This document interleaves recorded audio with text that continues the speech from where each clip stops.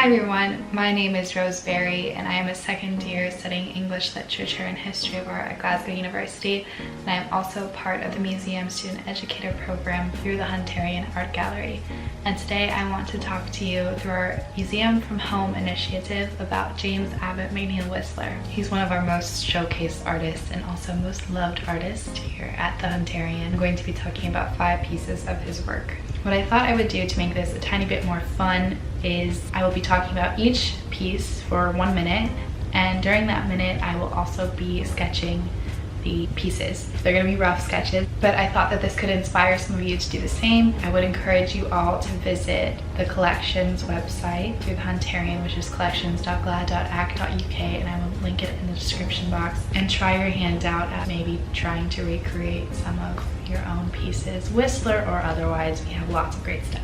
Whistler was born on July 11, 1834 in Lowell, Massachusetts, and died on July 17, 1903 in London, United Kingdom.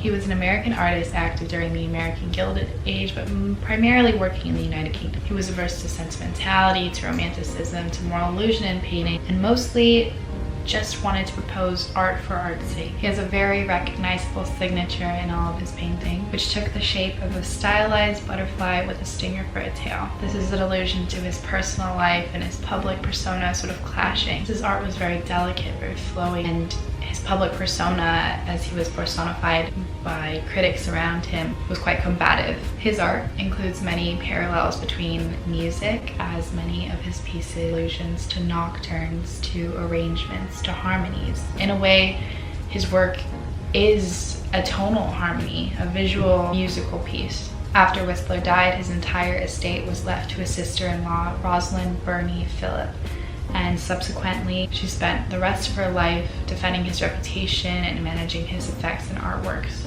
And much of this was eventually donated to Glasgow University and now is part of the Hunterian. So the first piece I'm going to be talking about is Rose et Or, La Tulipe. This is one of 6 full-length oil portraits by Whistler of his sister-in-law, Ethel Birnie Philip, who was also his favorite model of the 1890s. This is one of 3 full-length portraits of Ethel, which New York art dealer E.G. Kennedy intended to purchase after Whistler had finished painting the hands. The deal fell through, however, when Whistler repainted the entire canvas and Kennedy accused him of spoiling the work. The title may be translated as Pink and Gold, the Tulip. It was a fashionable conceit of the day to liken women to flowers, though it is possible the title refers to the style of dress. The sitter, Ethel, is shown from behind with her face in profile, an elegant pose which reinforces the possible reference to the graceful flower. The vigorous freedom of the brushwork belies the fact that the painting was worked on over several years. The work is believed to have been painted in Whistler's Fitzroy Street studio, London. This is Red and Black, the Fan. This is one of the 6 full-length portraits of Ethel Philip, whom Whistler affectionately called Bunny. The paint is thinly applied and was rubbed down and reworked over several years as Whistler sought to achieve an overall unity of color and finish. Black paint can be seen dripping down the shadows and over the hem of the red dress. Whistler took a close interest in women's dress, and the clothes worn by Ethel in his portraits follow the latest fashions. As she did not have a large income, they were probably copies of couture outfits inspired by magazine illustration and made up by her dressmaker. There are several other related portraits of Ethel in the Hunterian collection. This is another example that although Whistler's work may seem fluid, it is actually done in a painstaking manner. This is one of my favorite pieces in the collection, Blue and Silver Screen with Old Battersea Bridge. It's distemper and gold paint on brown paper laid on canvas stretched on back of silk. The important work strikingly combines Whistler's interest in nighttime views, the Thames, the decorative arts, and the art of the Far East. The composition shows a favorite stretch of the Thames with Chelsea Church Tower to the left, a pier of Old Battersea Bridge center, and the distant Albert Bridge right. The format of a decorated folding screen derives directly from Oriental models. Whistler has been credited with being the first Western screen maker to experiment with the concept of a folding image. Late in life, Whistler wrote of his lovely and beloved screen. It was a feature of his homes and studios till his death. The frame is decorated with painted flowers in a series of double lines, which suggest bamboo stems. The screen can be seen in the background of a pastel by Whistler, also in the Hunterian collection. He is credited with bringing Japonismo to the forefront in European art. Next, we have La Sylphide. Whistler used models throughout his long career. Young girls and women, mothers and children, dancers, models discovered at home during his many travels abroad, and of course, professional models.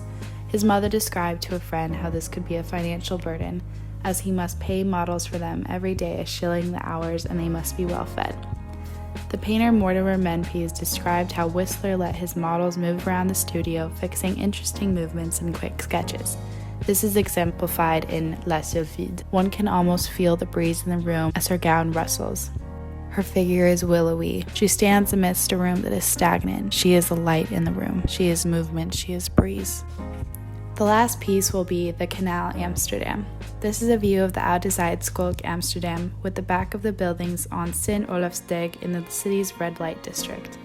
Whistler and his wife traveled to Amsterdam in September 1889, where they stayed for 2 months.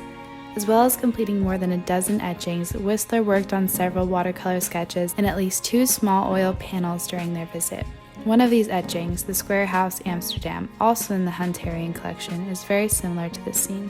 The artist Arthur Stud's oil, Steps in Venice, may have been painted with the knowledge of this work. If you do decide to sketch anything, please tag the Hunterian on all the socials, Facebook, Twitter, Instagram, YouTube, whatever you do. I hope you're staying safe and sane and healthy, and yeah, thanks for watching.